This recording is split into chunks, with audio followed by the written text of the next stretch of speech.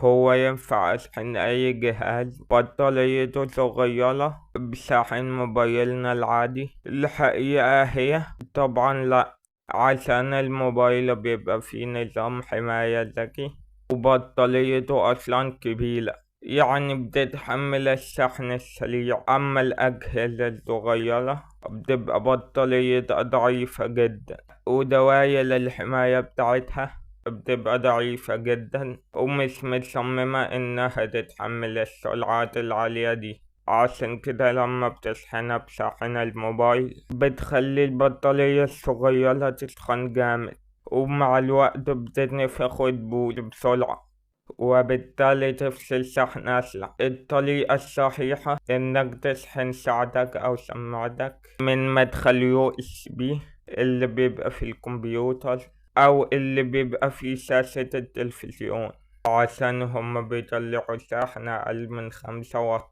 أو تشحن بشاحن قديم عندك يكون 5 واط، بس تأكد منه الأول إنه يكون لأي تلفون ذكي، يعني تلفون تاتش. لو الفيديو عجبك ما تنساش تعمل له شير عشان الكل يستفيد.